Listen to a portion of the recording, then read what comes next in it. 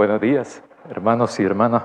Hoy vamos a iniciar la clase y vamos a iniciar también un nuevo tema, bueno, mejor dicho, un nuevo libro.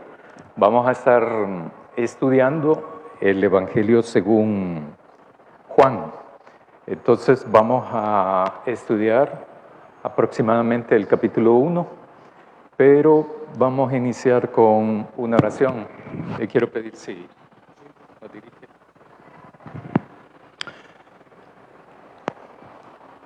Bendito Padre Celestial, una vez más reunidos aquí, Señor, buscando, Señor, el conocimiento para poderlo poner en práctica, Padre. Te damos las gracias por el privilegio que nos das de estar reunidos.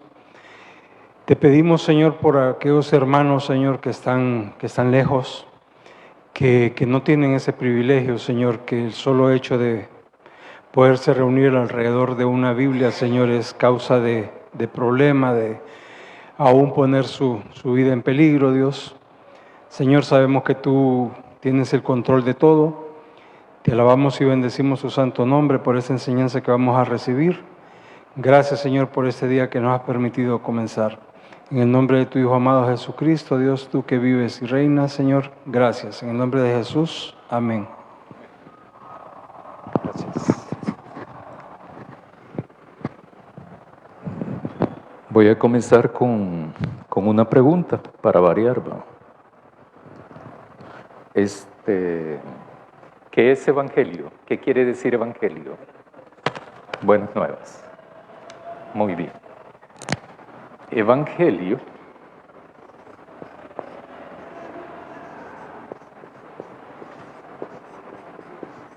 viene de la palabra griego que significa buenas nuevas, y también esta palabra era utilizada antes de que la utiliza Marcos, porque Marcos es el primero que escribe el Evangelio, ¿verdad? Marcos, Mateo, Lucas y Juan. Entonces, esta palabra era utilizada por los romanos, porque obviamente era griego, ¿verdad? El idioma. Y entonces, llegaban a las plazas, llegaban con su escrito y gritaban, ¿verdad? Evangelio. O sea, buenas nuevas, o sea, buenas noticias. Unas noticias que además de ser nuevas, eran buenas, según el criterio de ellos, ¿verdad? A través de la fuerza de las legiones romanas aplastamos el enemigo tal, hablaban ellos así, ¿verdad? Vaya, entonces Marcos es el primero que utiliza ese término evangelio para dar a conocer toda la enseñanza de Jesús. Y nosotros ya no tenemos esa connotación, ese significado. Lo voy a decir en estos términos, ¿verdad? La palabra original era utilizada para fines políticos, económicos, sociales, seculares, paganos, ¿verdad? Para ese tipo de cosas. Sin embargo, Marcos utiliza, como entiende Marcos eso, ¿verdad? Marcos lo que entiende es que las palabras en sí, bueno, sí, ¿verdad? Hay palabras como insultos, eso sí, es negativo, pues. Pero hay otro tipo de palabras, como por ejemplo, hogar, casa, familia, iglesia, no tienen una connotación negativa de eso. Simplemente son palabras. Pues entonces Marcos entiende eso seguramente y utiliza el término para fines de todo lo que nosotros conocemos como lo que Jesús hizo, ¿verdad? El cristianismo. Evangelio entonces es una buena nueva, es una noticia que es buena, pero también es nueva. Eso es lo que va a hablar. Y Marcos lo dice en su Evangelio, en el versículo 1, de que él va a escribir Las buenas nuevas ¿de quién? ¿O de qué? Del reino de Dios. Exactamente.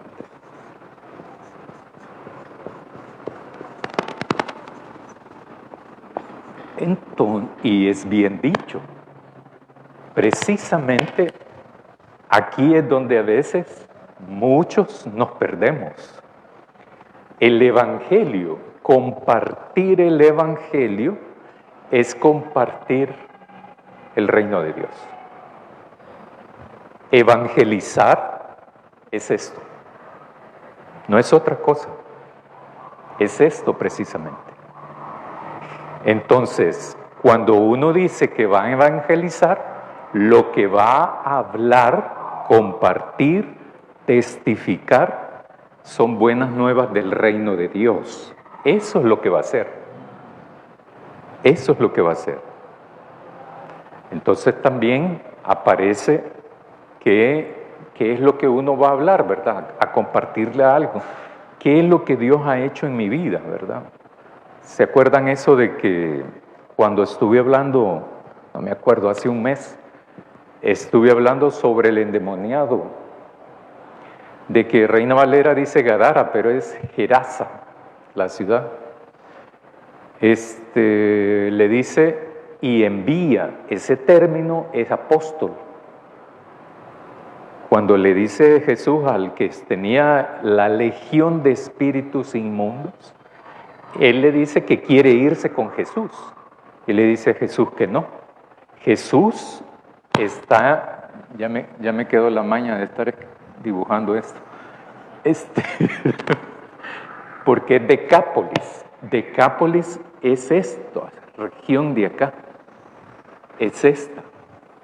Y se llama Decápolis porque son 10 ciudades, 10 polis. 10 ciudades. Entonces, una de esas es Genesarea y otro es Genezaret. Perdón, Gadara.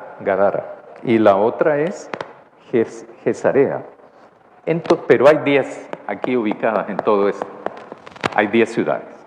Entonces le dice Jesús, no. Mejor anda con los tuyos, le dice. O sea, lo envía, lo apostolea en otro sentido. Actualmente habla la gente, no es que tal cosa, para mí es un apostolado, o sea, un enviado. Cualquiera puede agarrar eso, ¿verdad? Dios nos envía a todos, no los envía a algunos, a toditos. Aquí no hay nadie que pueda decir, es que fíjese que a mí como Dios no me ha dado ese don, ¿verdad? ¿Cómo? Ya conoció el Evangelio, ya es enviado. O sea, no hay escapatoria para eso, pues. Lo que pasa también es que esto es reforzado por algunas teologías que... No, hermano. Solo algunos tenemos ese privilegio, ¿verdad? De enseñar la palabra de Dios. Es que nos ha costado años y años, y esa es basura, ¿verdad? Hay unos pastores que se autodenominan apóstoles. Sí. Lo que pasa es que ahora, yo les conté una historia que me pasó aquí, ¿verdad? El año pasado, de que aquí hubo un evento y entonces yo iba a agarrar agua, ¿verdad? Entonces estaba esperando a alguien que agarrara agua ahí y se acerca el pastor de una iglesia que no sé cuál es y me dice, dicen que tú eres el pastor, me dijo, dicen que tú eres el apóstol de esta iglesia. ¿Qué? Entonces, que tú eres el apóstol de aquí, me dijo. No, yo no soy apóstol de aquí de nada, le digo yo. Yo estoy como pastor interino. Pues sí, es lo mismo. No es lo mismo. Sí. Y entonces, como dice el hermano Douglas, actualmente uno puede ver eso en redes sociales, en internet, ¿verdad? En YouTube, el apóstol tal. Y eso tiene que ver mucho con lo que voy a hablar ahora más tarde. Dígame. Fíjense que hay una corriente nueva, digo yo que nueva porque nunca la había escuchado, Sí, de que tiene un grado más alto aún ahora, está por encima de los apóstoles. Y yo tengo conocidos, porque la verdad es que solo una vez lo vi, ujú, y le di mi número y me estaba invitando a una serie de... Siempre le digo, a ser apóstol. no te voy a. Ajá. Entonces...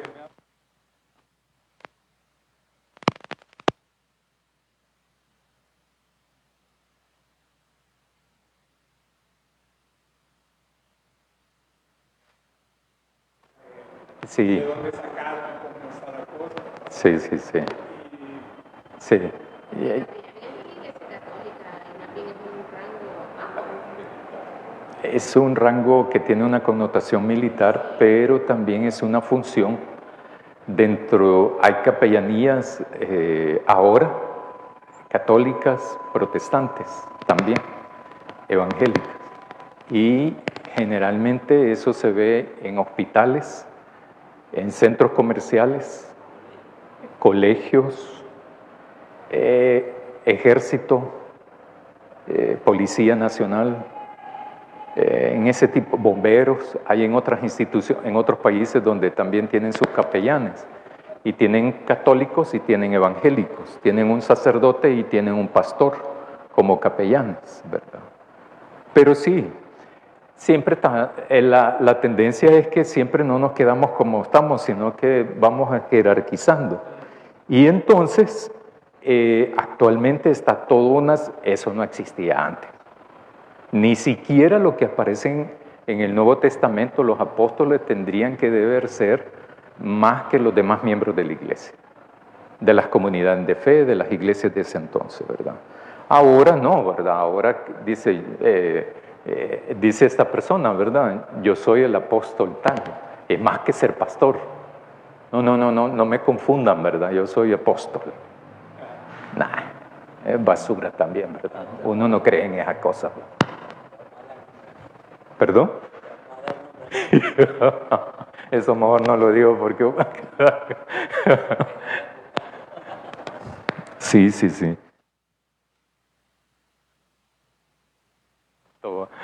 No. Ahora bien, el Evangelio entonces es del reino de Dios.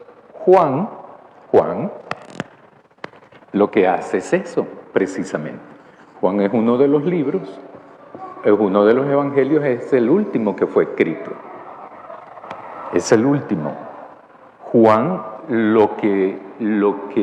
aquí hay una discrepancia, una falta de consenso en cuanto a qué Juan escribió el libro. Este Juan es el mismo que escribió las cartas, es el mismo que escribió el Apocalipsis, o es diferente. Entonces, aquí no hay consenso, pero la idea un poco más acercada al consenso es que este es el apóstol, ¿verdad? El que escribe, o sea, el que anduvo con Jesús. Y eso es bien interesante para mí. Es bien interesante en términos de la reflexión y el estudio de la palabra de Dios. Porque, por ejemplo, aquí tenemos a Pablo que no anduvo con Jesús. ¿De dónde vino el conocimiento de Pablo? Es una de las preguntas, ¿verdad?, que yo siempre me hago. Juan, si es ese, ¿qué Juan es? Tampoco es muy relevante en términos de enseñanza. Sí en términos de conocimiento, pero no de enseñanza. ¿Dónde escribió este? Se supone que lo escribió en Éfeso. Se supone que lo escribió en Éfeso. ¿Cuándo lo escribió? Tampoco hay consenso. Lo más cercano al consenso es que es a finales del siglo I y en medio del siglo II. Más o menos en esa época fue escrito. Ya habían pasado los años 70. ¿Se acuerdan qué pasó en el año 70 después de la muerte y resurrección de Jesús? Fue invadido ¿por quiénes? Por los romanos, ¿verdad? Sí. Entonces, en el año 70 se colma y entonces arremete el Imperio Romano contra Israel y particularmente Jerusalén, la capital, y la destruye. Entonces, ese hecho es bien interesante porque cuando no lo invaden, sino que lo destruyen, porque ellos están ahí, en Jerusalén, el ejército, desde antes de que Jesús naciera, ya estaban ellos ahí. Entonces, cuando toman la decisión es porque hay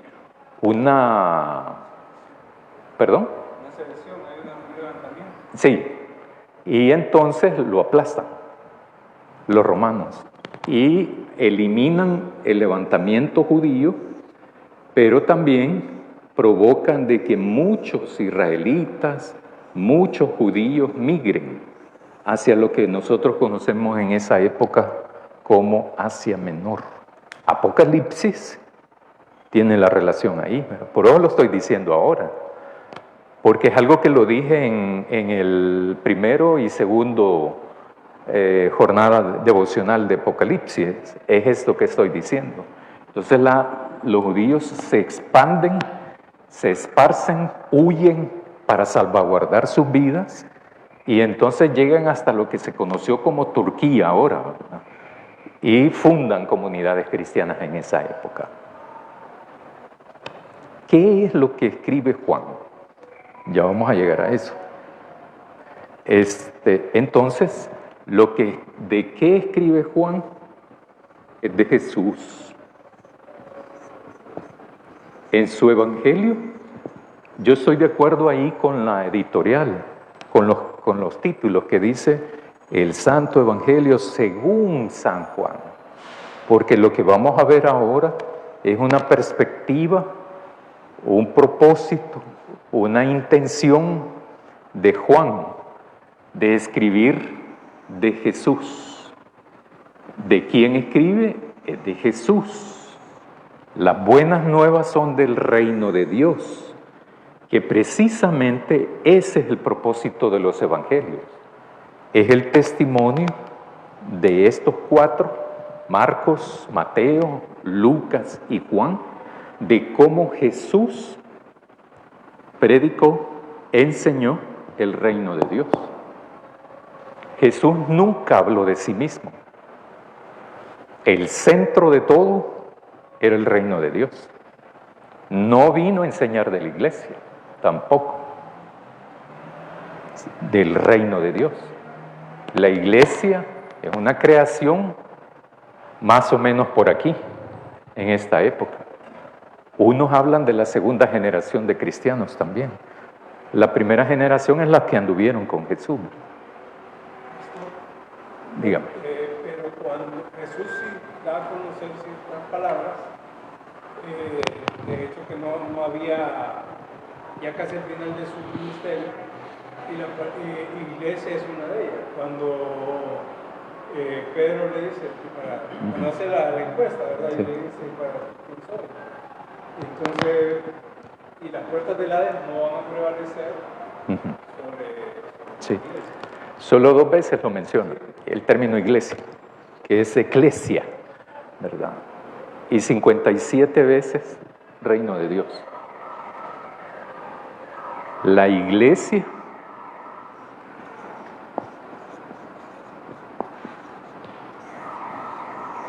está al servicio de Dios.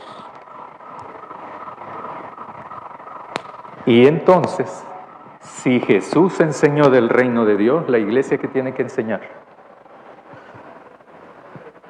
El reino de Dios. Ahí no hay donde perderse. Si estamos enseñando otra cosa, ¿Estamos siguiendo a Jesús?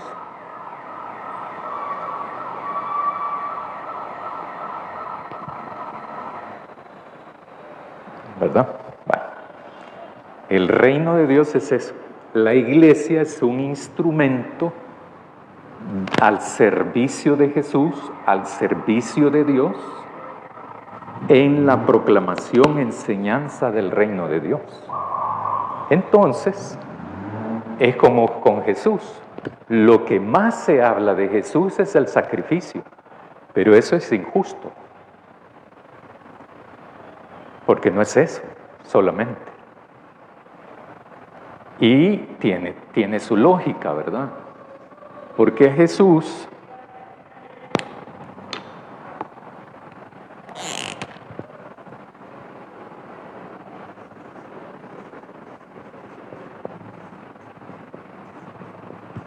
en el sacrificio está el propio sacrificio, pero también está la resurrección, ¿verdad?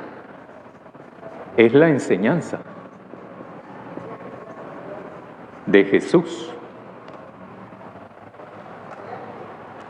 Es el actuar, o sea, la práctica de Jesús.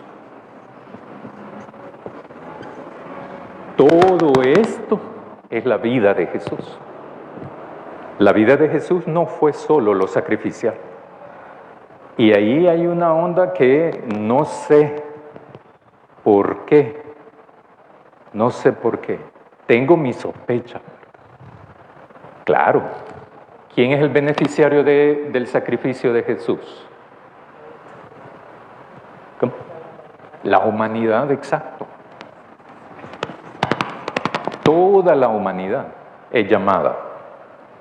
La salvación tiene que ver con eso, ¿verdad? Pero ¿y esto? ¿Quién? Eso exige de nosotros una práctica. Eso exige de nosotros el nacer de nuevo. O sea, le hemos hecho tanto énfasis a la salvación que hemos descuidado esto. Esto es nuestro diario vivir. Porque eso lo obtenemos por gracia, no gratis, por gracia, que es distinto. Eso en el Nuevo Testamento Pablo habla de eso en Corinto, de que hay gente dentro de la iglesia cristiana que dice, no hombre, no te preocupes, bebamos, chupemos, todos comamos, aquí no hay problema. De todas maneras, si pecamos más, la gracia sobreabunda. Mira qué chivo. Hay mucha gente dentro de la iglesia. Yo por eso, a ese tipo de personas nunca le llamo cristiano. Si se fija. Yo digo que hay dentro de las iglesias gente que tiene esa lógica. Pequemos y no, de todas maneras Dios nos va a perdonar. Pues, y es eso mismo. No importa cuántas veces peques, la gracia es sobreabundante, eterna e infinita. Sí, pero el que no es eterno e infinito es el fulano. ¿Verdad? Ahora bien, esto exige de nosotros. Esto exige de nosotros. Esto no. Esto es lo que sí requiere. ¿Cómo? Ya lo hizo él. Ajá, ya lo hizo él, ya no tengo que hacerlo yo, pues. No es por obra, ¿verdad? Es por gracia, no por gratis. Es que eso de gratis lo estoy haciendo énfasis porque cuando en el ejemplo ese que puse de chupemos y lo que sea, es porque hemos banalizado eso. El sacrificio de Jesús lo hemos echado a perder, lo hemos banalizado, ¿verdad? Vale más un tomate que eso para la persona que piense así. Entonces, como no le damos la importancia, por eso actuamos de esa manera. Quiero invitarles a buscar en el Evangelio según Juan, el capítulo 20. Capítulo 20. Vamos a ver cuál es el propósito. Capítulo 20, los versículos del 30 al 31. ¿Quién lo quiere leer? Juan 20, 30 y 31. Sí.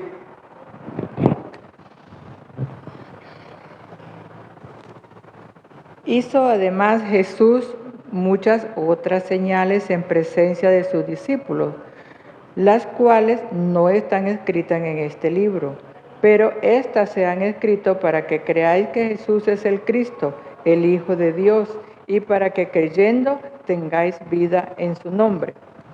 Gracias. Bien lo dice Juan. Ningún evangelio abarca todo lo que él dijo, hizo. No es posible. Entonces, ningún evangelista escribe todo.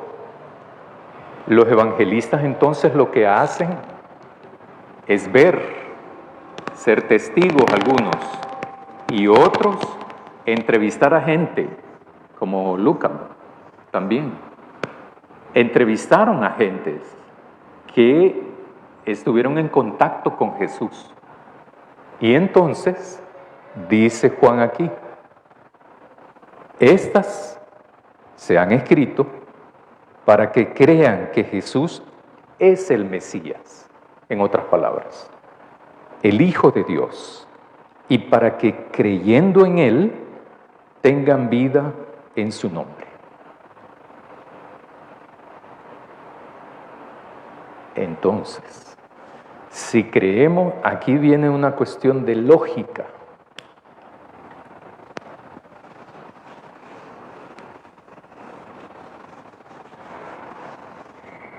En lo que está planteando Juan ahí hay una lógica. Nadie escribe así, voy a escribir esto porque se me ocurrió, ¿verdad? Todos se escribieron con intención, con propósitos. Entonces, ahora la lógica esta viene aquí. Hay que acordarse entonces que la vida de Jesús es la que está escrita en cada uno de los evangelios. Y por lo tanto, el propósito, dice Juan, es creer. Creer en Jesús. Si creemos en Jesús, entonces vamos a tener fe. Vamos a tener esperanza, vamos a tener confianza en Jesús. Si tenemos eso como consecuencia, entonces también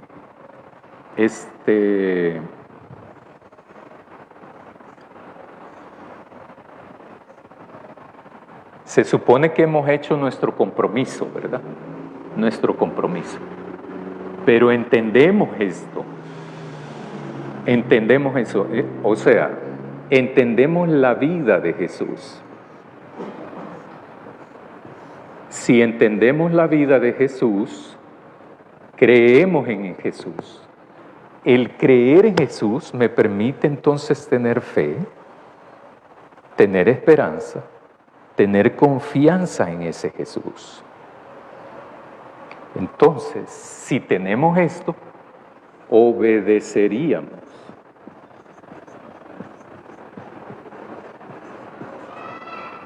Obedecemos a Jesús. ¿Sí? Entonces dice Juan, hizo además Jesús muchas otras señales en presencia de sus discípulos, las cuales no están aquí en este evangelio, en este libro. Pero estas han sido escritas para que creáis que Jesús es el Mesías. Entonces, es el Mesías, el Hijo de Dios, para que creyendo en Jesús tengan entonces vida. Creer va a implicar entonces que yo tenga fe, esperanza y confianza en este Jesús. Si yo tengo fe, esperanza y confianza, si yo creo en Jesús, obviamente que le tengo que obedecer. Si no le obedecemos, ¿creemos en Jesús? ¿Tenemos fe en Jesús? Si no le obedecemos, ¿qué piensan ustedes? ¿Perdón? Sí, si fuésemos rebeldes, creemos en Jesús. Podemos estar dentro de una iglesia. Ese es mi planteamiento también cuando les digo yo de que hay mucha gente que está dentro de las iglesias. ¿Verdad? Podría explicarse, pastor, creo que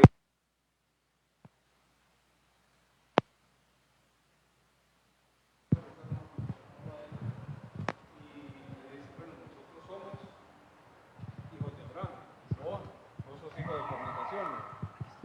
Y si hijos de Abraham fueran, harían las obras de Abraham, le dijeron. Exacto. Entonces, yo creo que es aplicable en este momento. Es igual, ¿verdad?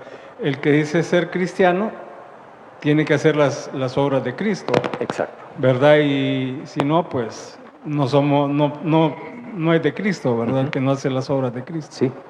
Y entonces utilizamos una salida olímpica. No es que es por gracia, hermano, que somos salvos. Sí, eso es cierto. Pero mi vida tiene que cambiar. Si no, entonces, ¿qué? ¿A quién aceptamos? ¿Con quién hicimos el compromiso? O sea, si no hay un cambio de vida, ¿qué significa eso si no hay un cambio de vida? Que no creemos, que no tenemos fe en Él. Entonces es una costumbre. Entonces hemos tomado esto como una religión, que creen que por cumplir con los ritos, yo ya me gané el cielo. Vaya, vamos a avanzar porque ya no voy a seguir. Esto es solo para la introducción de la introducción del Evangelio.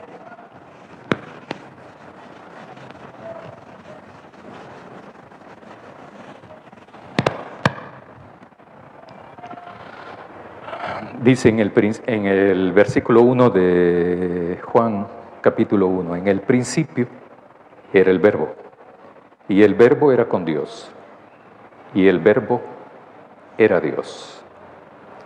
Este era en el principio con Dios. Aquí la palabra, y ustedes lo conocen esto, ¿verdad?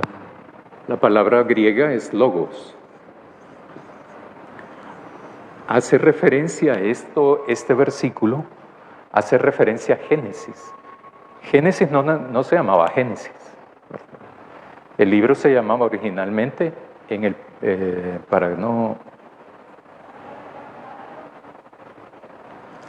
se llamaba, ya les digo, en el principio se llamaba, así como comienza el libro. Así se titulaba Génesis. Después le ponen Génesis. ¿Perdón? De la palabra. En el principio. El principio. Pero el libro, lo que pasa es que en esa época se les titulaba también que eran escritos por un fulano que tampoco va. Y así. Esto sí, porque ya son siglos después, ¿verdad? Entonces ya empezaron a escribir eso.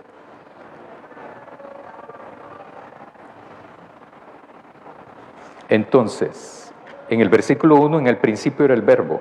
Ese inicio hace referencia a Génesis como libro. Referencia. Y eso, dicen algunos, que puede hacer referencia también al trasfondo judío de Juan. Pero también puede hacer referencia de los destinatarios del libro de el Evangelio, según Juan. Juan escribe a comunidades que son muy diversas. Juan tiene destinatarios. Toditos los libros de la Biblia tienen destinatarios. Hay algunas comunidades que son judeo helenistas. Hay otras que solo eran helenistas. Y otras judeo-helenistas. Entonces, cuando escribe Juan, escribe pensando en estos destinatarios. Por eso está el término también. Cuando oyen logos, los helenistas saben de qué están hablando, lo que está hablando Juan. Los helenistas utilizan mucho esto como término que ahora lo traducimos como palabra, ¿verdad? Pero para Juan, el término logos tiene implicaciones de sabiduría. Y eso tiene que ver con Proverbios. Proverbios 8, que también está un poco vinculado a esta parte del versículo 1 al 4, al 6. En el principio era el Verbo, y el Verbo era con Dios, y el Verbo era Dios. Este era en el principio con Dios. Todas las cosas por Él, o sea, por el Verbo, fueron hechas. Y sin Él, o sea, sin el Verbo, nada de lo que ha sido hecho fue hecho. En Él estaba la vida, y la vida era la luz de los hombres. La luz en las tinieblas resplandece, y las tinieblas no prevalecieron contra ella. Toda esa parte del 1 al 18 va a utilizar términos en todo el capítulo 1, como por ejemplo luz, tiniebla.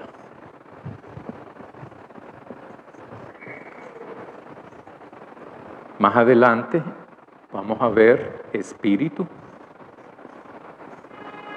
cuerpo, carne, etcétera, etcétera, que son términos más que judíos, helénicos, en la filosofía helénica. Solo que hay que tener cuidado con esto, porque aquí Juan lo que está haciendo es lo mismo que hizo Marcos con Evangelio. Él le va a dar otra interpretación aquí. Le va a dar que ese término no es la interpretación que le daba la gente, sino que es la interpretación que le está dando a la luz, a razón de ser de la fe en Jesús. Y hace referencia también, hay una manera de entender esto, en el versículo 5, que dice, la luz en las tinieblas resplandece, y las tinieblas no prevalecieron contra ella. En esta parte que es la introducción, lo que dicen algunos es que lo que está haciendo Juan es dándonos a conocer lo que viene en todo el Evangelio.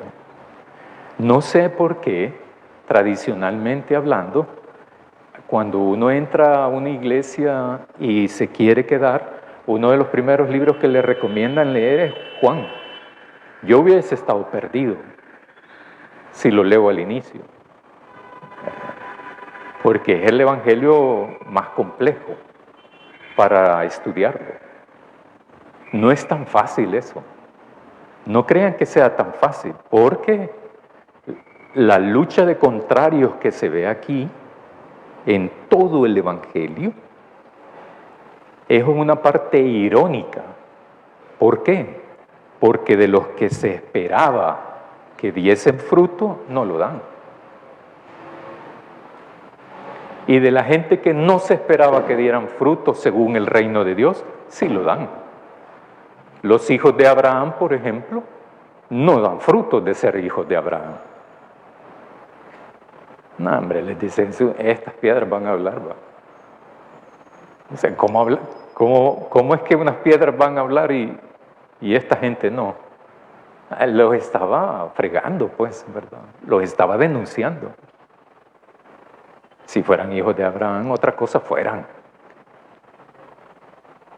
No nos vengamos con eso, ¿verdad? Entonces, es eso lo que vamos a estudiar ahora.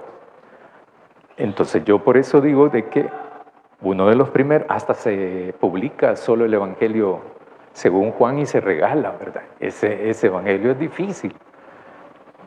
Yo no sé cuántos lo han leído, ya completo. ¿Sí lo han leído? Sí. Pues ahí se lo leen, porque eso es lo que vamos a empezar ahora en toda la escuela bíblica dominical.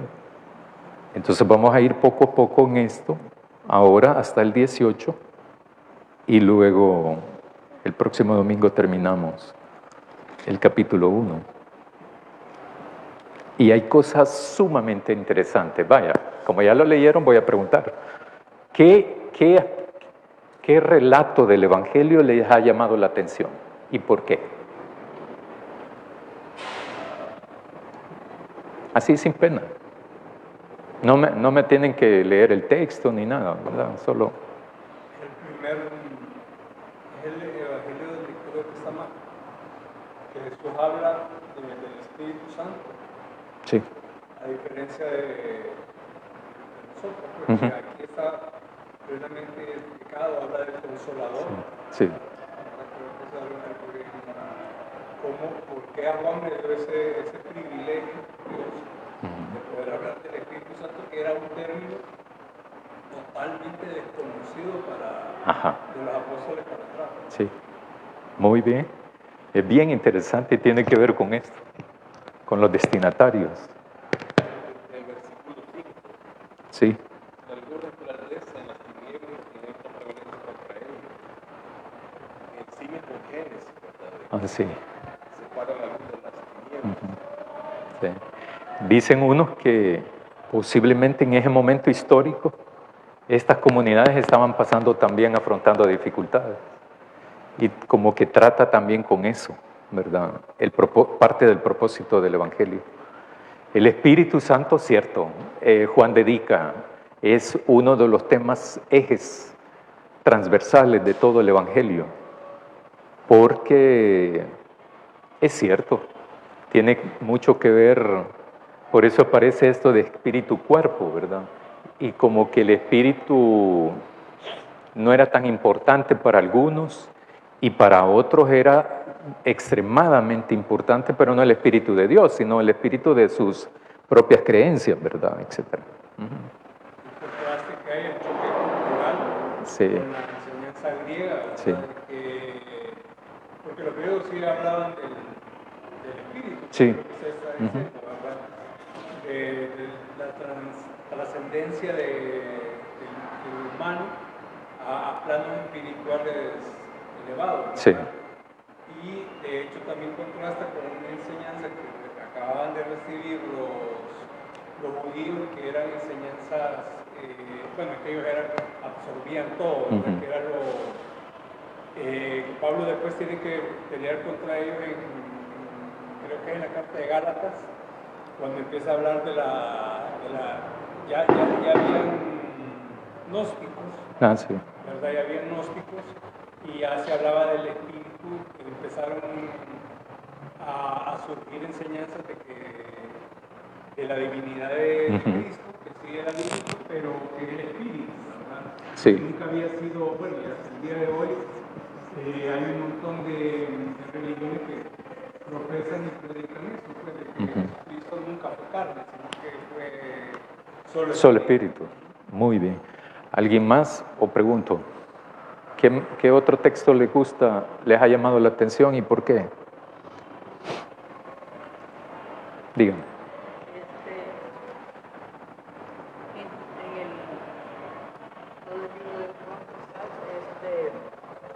Habla también del bautismo por agua y el bautismo del Espíritu. Sí.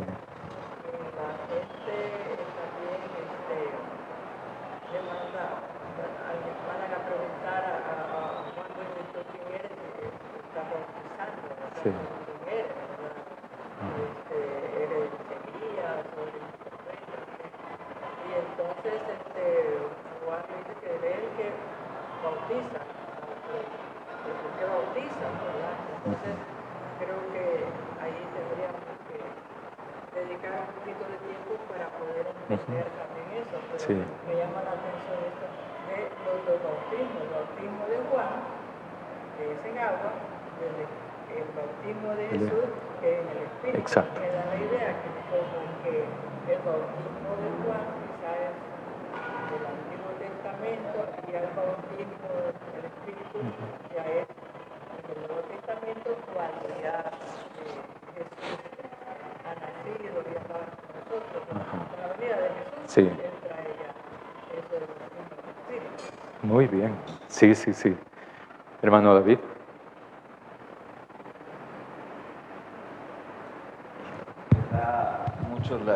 Gracias. Me llama mucho la atención el Evangelio de Juan, que si bien en muchos lo separan de los otros tres, de Mateo, Marcos, Lucas, porque es más escatológico, dicen algunos, otros porque realmente es un evangelio que habla más de la verdad, que es Jesucristo, Sí. y no de la religiosidad como los otros, más históricos. Porque yo siento que también rescata al Jesús histórico cuando, por ejemplo, menciona, lo increpa a los judaizantes, por ejemplo con el tema de Abraham.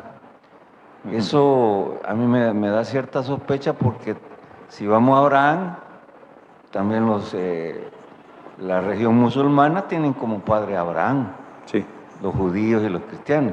Entonces él no se queda allí y habla más de la verdad que Jesucristo. Y a mí eso sí me llama la atención, pero también me sorprende cómo no es que yo menosprecie, sino que un pescador, porque él era pescador, entiendo, como dice Mateo, que estaba con el hermano en una barca cuando lo llama Jesús. Y cómo va escribiendo y va narrando toda la vida de Jesús.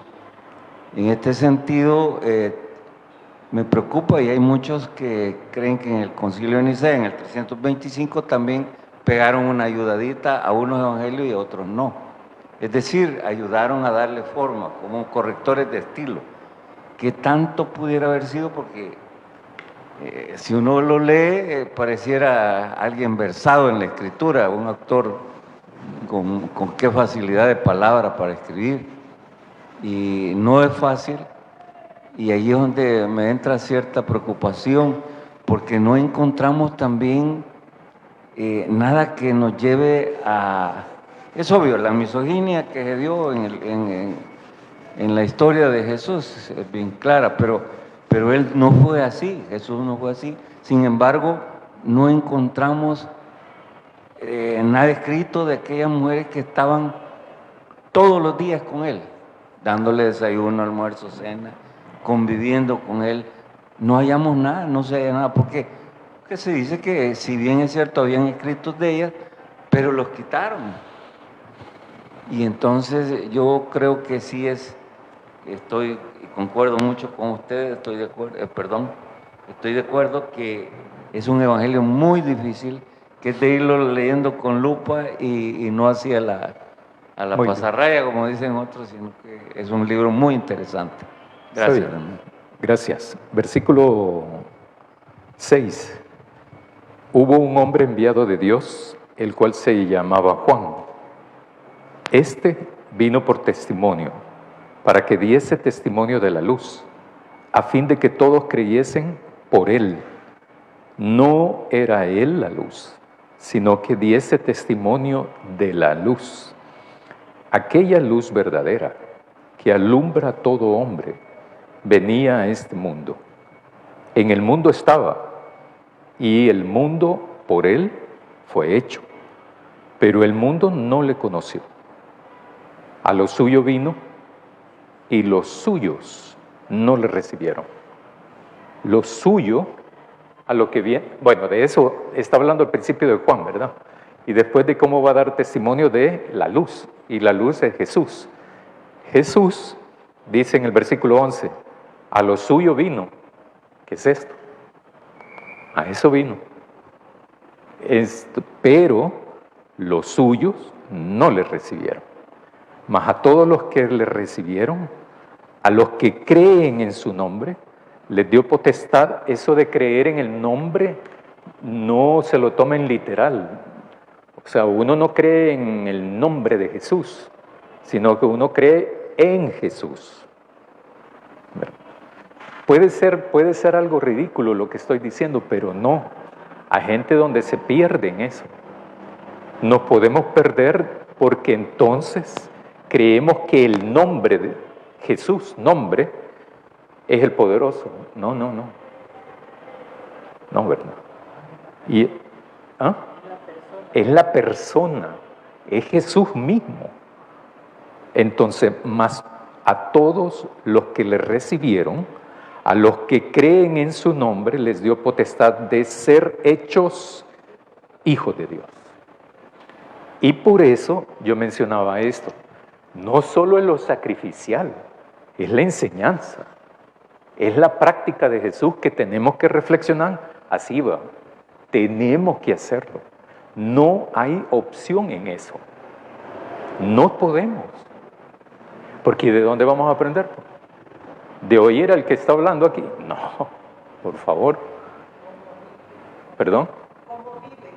Exacto. Y es exactamente, porque esas se desprenden del estudio, de la lectura, del estudio, de la reflexión, y ahí viene la comprensión, cuando uno hace ese ejercicio. ¿Qué es lo que estamos haciendo aquí? ¿Verdad?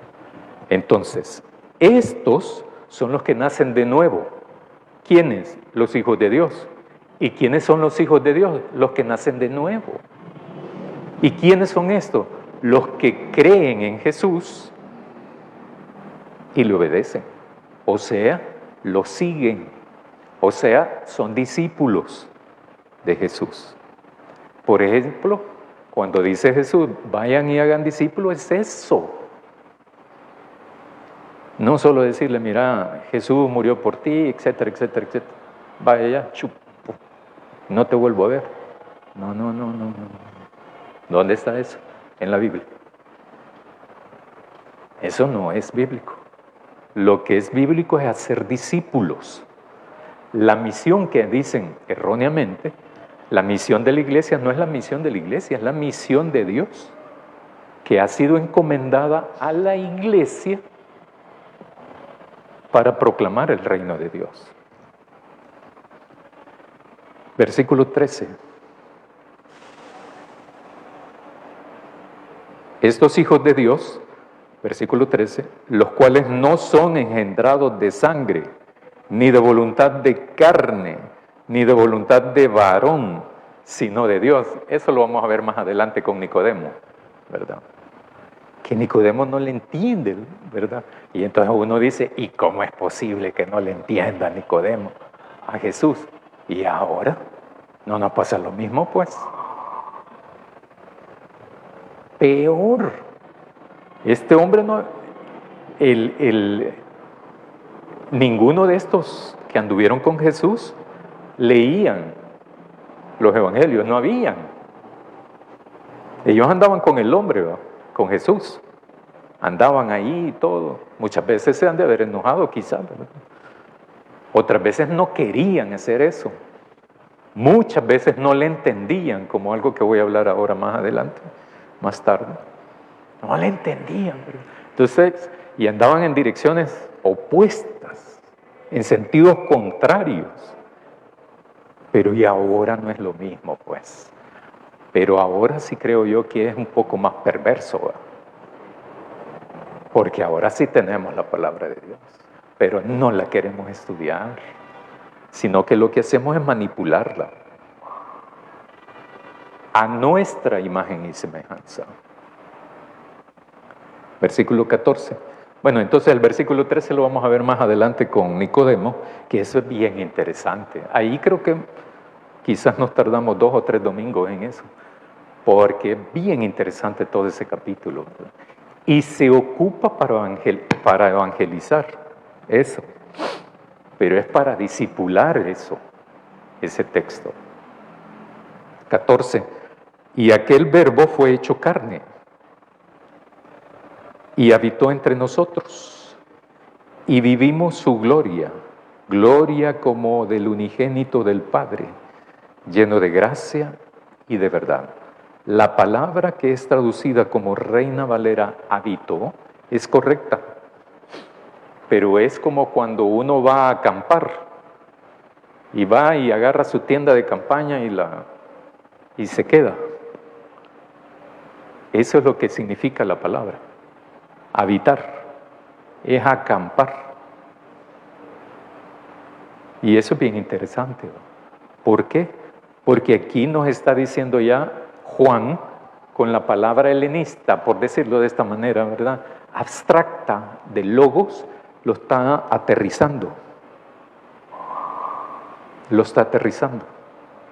Para la palabra Logos.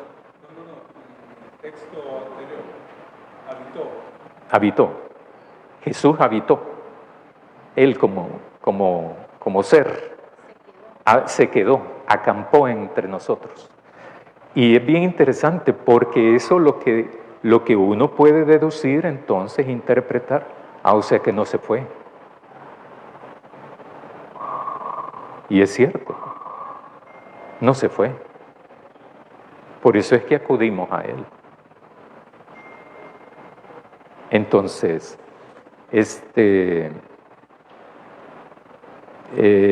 aquel verbo, la palabra, el verbo, el logos, es hecho carne. Eso les chocó a los helenistas. Porque el concepto helénico de verbo es abstracto, nada concreto. Y Juan lo que está haciendo ahora es dándole otra naturaleza, otro significado a la palabra logos.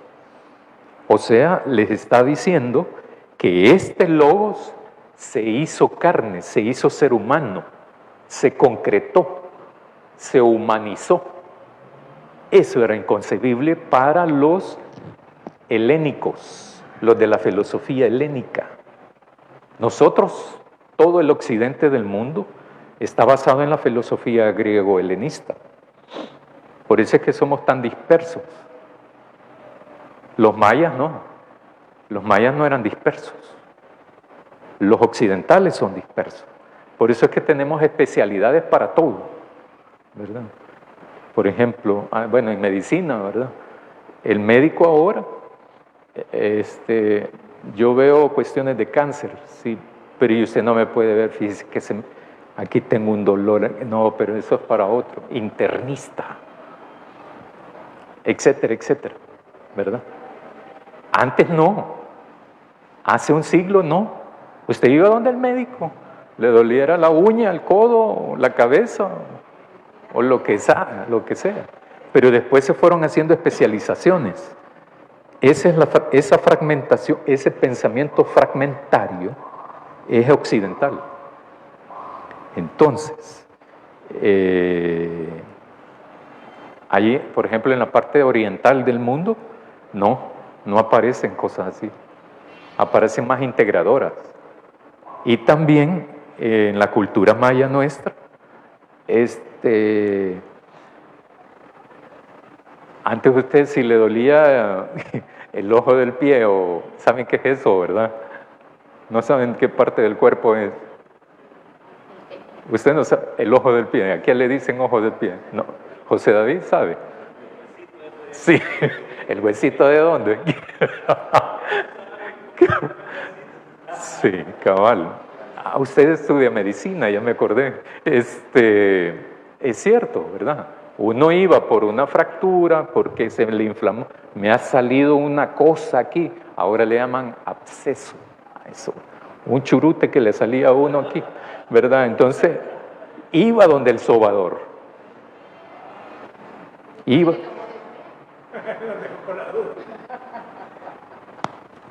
Es el huesito de aquí, del talón. A eso aquí le dicen ojo del pie. Bueno, Me van a corregir los jóvenes, ¿verdad? Les decían aquí, ¿verdad? Pero ¿y cómo se llama eso? ¿Cómo se llama ese hueso? ¿Ah? Sí, parte del tobillo, pero no sé. Pero bien, la cosa es que uno iba a que lo sobaran, un golpe aquí o lo que sea, ¿verdad? Uno iba ahí. El verbo, esa cosa, el logos, para los helenistas no podía ser nada concreto, menos una persona. Pero para Dios sí. Dígame. Pero en el pensamiento de ellos, porque yo no he estudiado acerca mucho de ellos, para ellos el verbo era lo que significa para nosotros la palabra verbo, la acción. Ujú. Era más una palabra, nada más. Palabra. Significaba una acción, Sí, moverse, no. correr, hablar. La traducción de logos es palabra. La traducción para los helenistas. Pero lo que está haciendo Juan es utilizando eso, arrancando con ese significado, porque va a dar otro significado al término, igual que evangelio. Marcos lo que utiliza es esta palabra, que es evangelio, entonces utiliza esta palabra y le da otro significado completo. Ahora cuando hablamos de evangelio ya no pensamos de que decía de que las fuerzas de ocupación masacraron a no sé quién, va. Ya no, ¿verdad? Ya ahora lo vinculamos con el reino de Dios, con Jesús, con todo el cristianismo. Lo mismo está haciendo Juan. La traducción de logos es palabra. Entonces él empieza a decir, para los helenistas, el logos no estaba con Dios. Eso ya es de Juan, que está reinterpretando todo eso, ¿verdad? Para darnos a conocer otro mensaje. Dígame. No, solo por cultura general fui a preguntar, a averiguar. Ajá, y me Google. dijeron que se llama maléolo externo. Eso es bello. ¿Cómo voy a decir eso yo? Malévolo. Magia. Sí. Me duele el malévolo externo. Y me diría el sobador, y esa cosa que es, ¿verdad? Dígame. Por ejemplo, la palabra logos es utilizada en un montón de profesiones, los psicólogos, Ah, sí, sí. ¿verdad? Del psicomente, logos, tratado de estudio, entonces se le da otra connotación. Exacto, de acuerdo a la profesión, ¿verdad? Se aplica según la profesión o la especificidad, ¿verdad? De la disciplina científica o de la ciencia también. Y Juan lo que está haciendo, dígame, ahora que ya voy a terminar esta... Perdón, hermano. En el versículo 14 dice, y el verbo se hizo hombre y habitó entre nosotros, Sí. como usted lo dijo. Y hemos contemplado su gloria, la gloria que corresponde al Hijo unigénito del Padre, lleno de gracia y de verdad, sin andar con tanta cosa así. Claramente, y me gusta a mí de expresión, es contundente y ese es el verdadero mensaje. Yo siento que es la gran contribución de Juan en el Exactamente. Evangelio. Gracias. Vamos a interpretar qué es la gloria ahí en el Evangelio. Para Juan, de acuerdo a la interpretación que él hace, y que contradice todo el pensamiento también, y hace una denuncia ahí. Uno la pasa por alto, ¿verdad? La denuncia que hace, que ya leí yo, es que aquí vino a los suyos, pero los suyos no lo recibieron. O sea, no lo quisieron recibir. Porque esa es una decisión nuestra, recibir a Dios o no recibirlo. Si uno lo recibe, entonces uno se convierte en hijo de Dios. Entonces uno quiere ser hijo de Dios, pero no recibir a Jesús, porque tiene implicaciones éticas y prácticas recibir a Jesús. Tiene implicaciones éticas y prácticas ser hijo de Dios, no solo beneficios, que es mi hipótesis, porque es que sobredimensionamos lo que es sacrificial, pero no la enseñanza y la práctica de Jesús. Cecia, Le quiero invitar a que ore para terminar la clase, por favor. Gracias. Oremos. Te agradecemos, Dios, por la oportunidad que nos das esta mañana de estar aquí en tu templo aprendiendo de tu palabra. Te agradecemos el sacrificio que hiciste por nosotros y ayúdanos a poder nosotros con nuestras acciones en nuestro día a día darte la gloria. Quédate con nosotros en esta mañana, que podamos cantarte y alabarte juntos con alegría y seguir aprendiendo de tu palabra. En el nombre de Jesús, amén.